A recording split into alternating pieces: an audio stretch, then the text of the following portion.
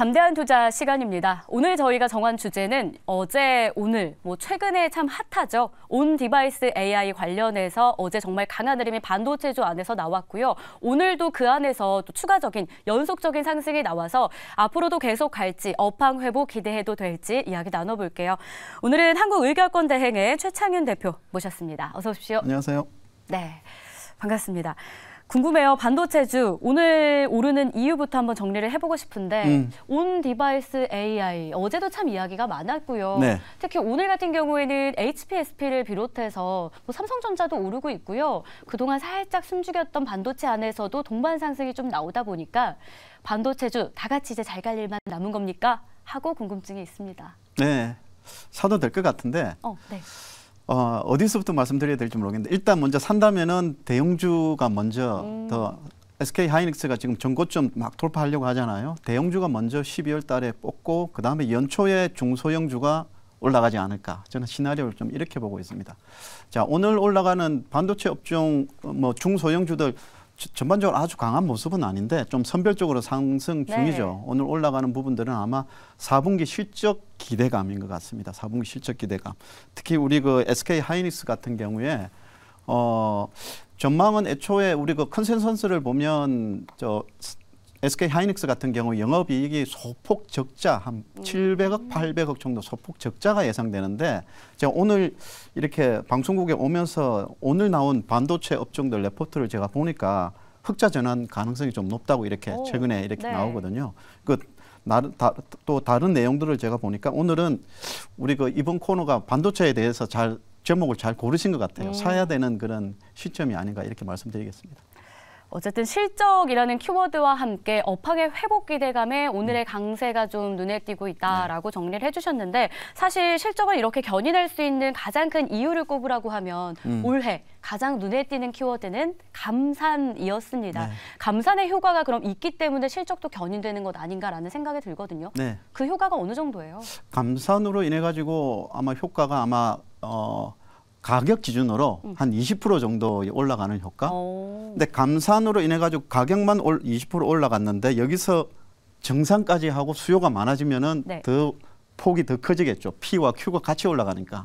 예, 지금 현재 그런 상황인데 아마 지금 D램 같은 경우에는 이번 4분기 때 한 10에서 15% 정도의 그 매출액 증가 그냥 가격이 올라간다고 보면 되는데 평균적으로 왜냐하면 4분기가 10월부터 들어가니까 한 10에서 15% 정도 올라간다고 보시면 되는데 좀 고무적인 게 제가 지금도 반도체 진짜 사야 되겠다 말씀드린 고무적인 게 낸드 가격도 지금 고정 거래가가 올해 지금 15%에서 20% 올라갔다고 해요.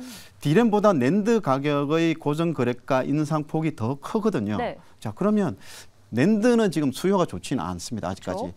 지금 낸드 우리 시장에서 거래되는 낸드 가격 같은 경우에는 하락폭이 멈춘 수준이거든요. 내년에도 이렇게 많이 올라갈 것 같지는 않은데 지금 고정 거래가가 인상됐다는 의미는 지금 현재 우리 그 반도체 업체들의 그 가격 결정력이 아주 지대하게 영향을 미치는 거죠. 물론 수요는 작지만 여기서 공급이 수요가 조금만 더 커지면 네. 엄청나게 이 반도체 업종의 실적이 많이 커질 수가 있겠죠. 왜냐하면 수요가 없는 상황에서 낸드 가격마저 지금 올라갔기 때문에 여기서 수요만 받쳐준다면 물량이 늘어날 것이고 D램 포함해서 낸드까지 아마 내년 정도에는 아마 반도체 업종 최소한 내년 초에는 굉장히 좋을 것으로 저는 예상하고 있습니다. 와, D램 수요 증가로 인해서 4분기 어떤 SK 하이닉스에 이어 삼성전자까지도 네. 좀 D램의 흑자 전환이 가능하다라는 지금 분석이 나오고 있고 비슷한 언급을 좀 주셨어요. 네. 다만 계속 발목을 잡았던 게 낸드 쪽이었는데 낸드마저도 이제 상승 쪽으로 회복 쪽으로 우리에게 좋은 시그널을 준다면 줄 가능성까지 열려 있기 때문에 역시 반도체에는 긍정적인 소식 아닐까 싶은데 결국 얘기를 들어보면 업황이 회복되고 있다라고 좀 보이거든요. 네. 이걸 뒷받침해주는 게 12월 제조업 전망지수가 나왔는데 넉 달 만에 상승으로 전환을 했고 특히 반도체 업황 지수가 가장 높았다고 해요. 네. 이 내용부터 좀 정리해볼까요? 자, 이 제조업 지수가 제조업 업황 전망지수입니다. 실제 경기 실사지수가 아니고 전망지수, 예상되는 네. 지수. 이게 100이 기준점이고 100이 기준점인데 올 상반기에는 100 이하에 있다가 100을 넘어선 게 이번 7월이라고 하죠. 이제 반도체 같은 경우에 반도체 업황 같은 경우에 7월부터 이렇게 올랐었는데 SK 하이닉스의 주가를 보니까 한 두 달 정도 선행해서 주가는 올랐더라고요. 자, 그러면 7월에 100인데 지금은 얼마 정도 될까? 11월 달에 157이었고요. 지금은 167, 12월 달은 167까지 이렇게 올라간다고 이렇게 나오니까 엄청나게 많이 올라갔죠.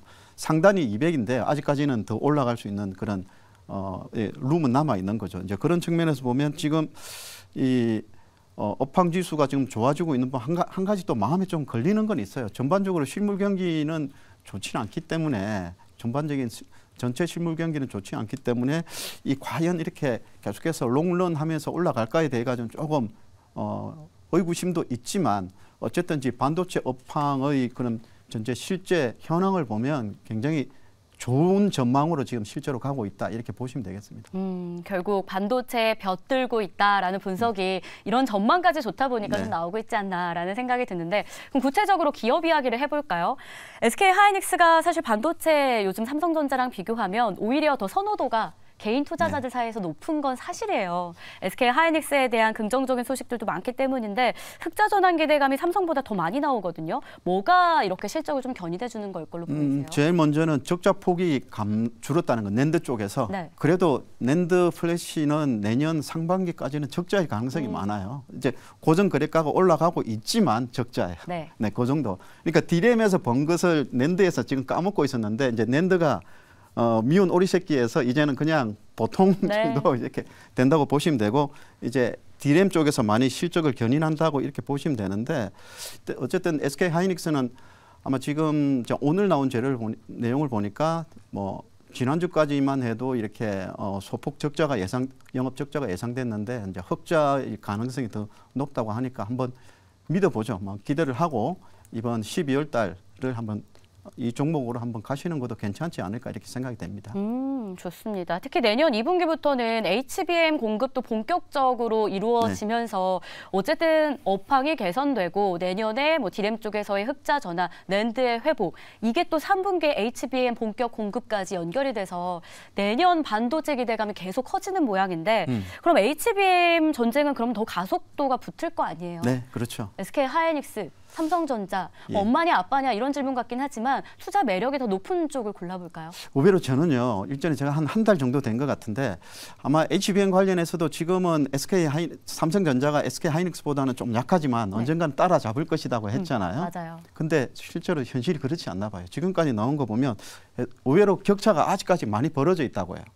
삼성전자 그러니까 SK 하이닉스가 계속해서 선두로 나가고 있는데 지금 HBM3E 내년 아마 내년 초 정도 이렇게 예상되는데 3E까지는 SK 하이닉스 그 다음에 내년 하반기 때 HBM4가 나오거든요. 차차기 그 엔비디아의 그 GPU 차차기 GPU 이제 HBM4가 나오는데 그게 내년 3, 4분기 정도 되면은 아마 결정이 될 것 같습니다. 삼성전자냐 SK 하이닉스냐 이렇게 결정이 될 것 같은데 아마 그때까지는 아마 SK 하이닉스가 조금 더 내년 상반기는 HBM과 관련해서는 삼성보다는 SK 하이닉스가 좀 우위로 가지 않을까 저는 개인적으로 이렇게 예상을 합니다. 그러면 그 이후까지는 예측은 좀 어려운 상황? 그때 되면 아마 기대감으로 HBM4는 누가 받을 것인가 뭐 이런 누가 많이 받을 것인가 이런 기대감 때문에 아마 그때도 아마 나쁘진 않을 것으로 예상을 합니다. 이제 결과는 어떻게 아마 내년 3, 4분기 정도 빠르면 2, 4분기 말에 이렇게 결과가 나올 텐데 아마 주가는 그 기대감으로 계속해서 나쁘진 않은 흐름을 보일 것으로 예상을 합니다. 그래도 숫자가 찍히는 쪽을 보자면 SK 하이닉스가 상반기까지는 조금 더 유리한 위치에 있을 것이다. 이렇게 정리를 해주셨습니다. 그러면 결국 업황이 좀 꽃길을 걸을 가능성이 높다라고 이야기가 계속 이어지고 있거든요. 맞죠? 예. 그러면 저희 포트에 한번 반도체주 담아봐도 괜찮겠습니까? 네.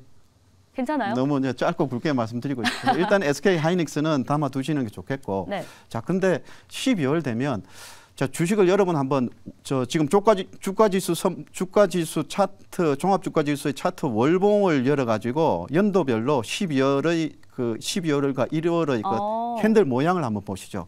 매년 12월이요? 예, 12월과 1월 월봉의 그 캔들의 흐름을 보면 둘 다 흐름이 좋은 적은 그렇게 없었어요. 12월 효과가 있으면 1월 효과가 약하고 12월 효과가 적으면 1월 효과가 강한 이런 흐름이었거든요. 근데 우리가 12월 되면은 코스닥 중과세 주식 양도세 중과 부분이 있어가지고 항상 12월 되면 그 코스닥 장이 조금 코스피 대비 부진한 흐름이기 때문에 그래서 12월은 대형주로 좀 보시고 연초 되면 아마 저는 확신하기보다 굉장히 신뢰도가 높을 것으로 보는데 연초에는 중소형주가 훨씬 좋을 거예요. 네, 그때 되면 좋을 것이고 자 그때 되면요 아마 제가 12월 하순경 정도 돼가지고 한번 기회가 있으면 말씀드릴 텐데 네. 온 디바이스 AI 관련주 있지 않습니까?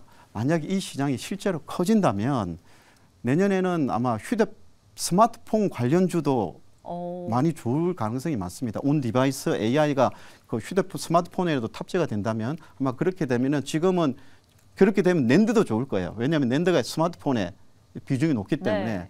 그렇다면 아마 지금 내년 정도에 온 디바이스 AI가 실제로 스마트폰에 탑재되기 시작한다면은 관련 스마트폰 업황도 개선될 가능성도 있고 딱 그렇다면 관련해서 지금 IT 중소형주들 그러니까 스마트폰에 모멘텀을 두고 있는 IT 중소형주는 그렇게 많이 움직임이 없거든요. 네. 이제 그런 종목들이 내년 초에 움직일 수 있어요.